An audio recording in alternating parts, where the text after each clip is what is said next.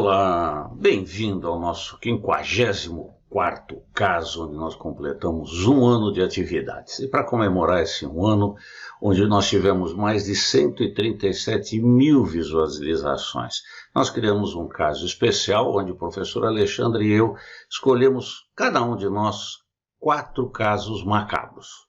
Daqueles todos macabros que nós vimos ao longo do ano, cada um de nós escolheu então 4 dos mais macabros. Professor Alexandre, o que você tem a dizer sobre isso?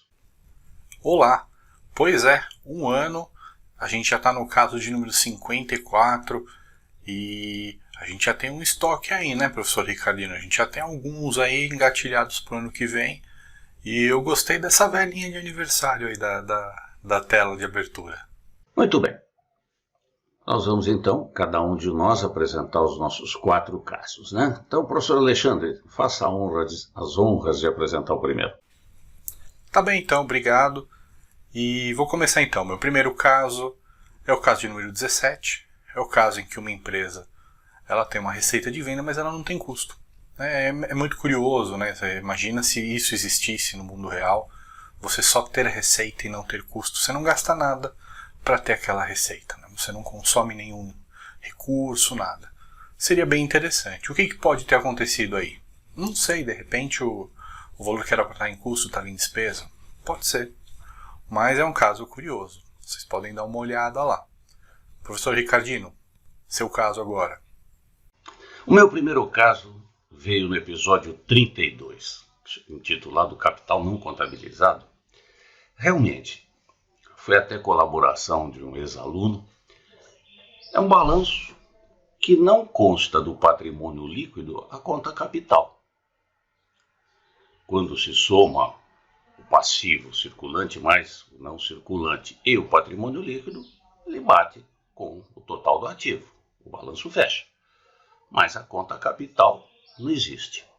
Na época, nós até, o professor Alexandre e eu, tentamos vasculhar as hipóteses pelas quais uma empresa conseguiria não ter capital.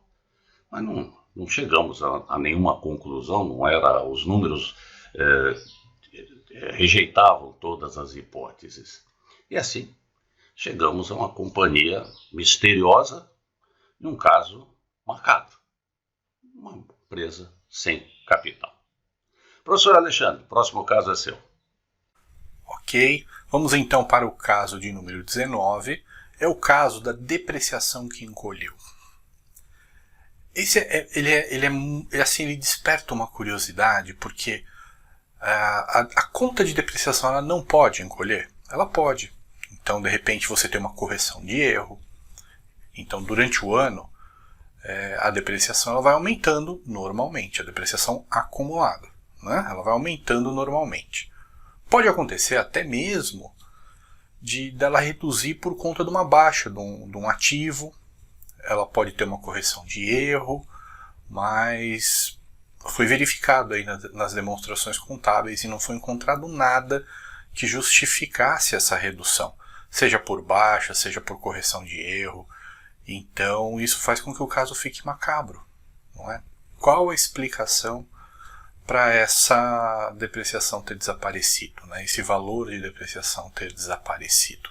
O meu terceiro caso foi o caso 44, o 9º episódio da minissérie da Companhia Neblina. Nós tivemos que criar uma minissérie, tantos eram os erros dessa empresa, que nós demos o nome de Neblina porque não dava para chegar um palmo adiante dos números.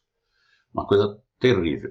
E para vocês terem uma ideia, só na DRE havia 7 erros, motivo pelo qual esse caso 44 nós denominamos de jogo dos 7 erros. Um caso realmente macabro. Professor Alexandre.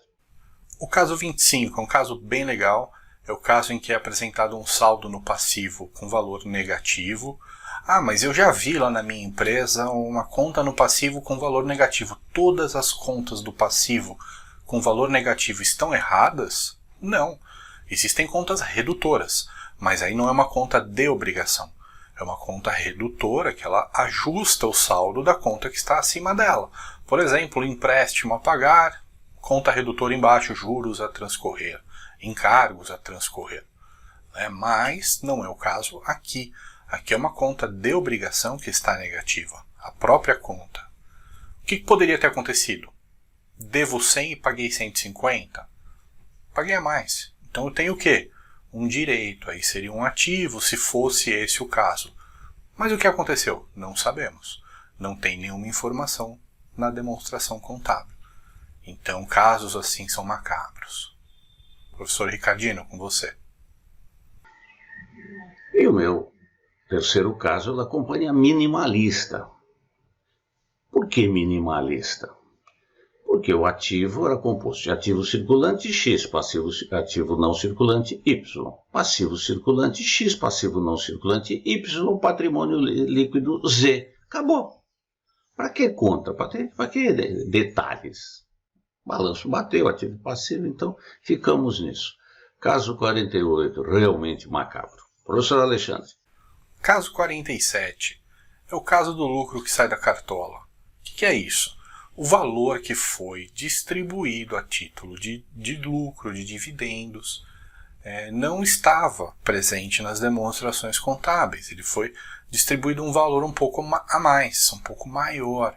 Então a gente tem um valor lá no patrimônio líquido guardado, a gente tem o resultado do próprio exercício que quando encerra vai para o patrimônio líquido, e nesse caso a distribuição foi superior a esse valor que tinha para ser distribuído.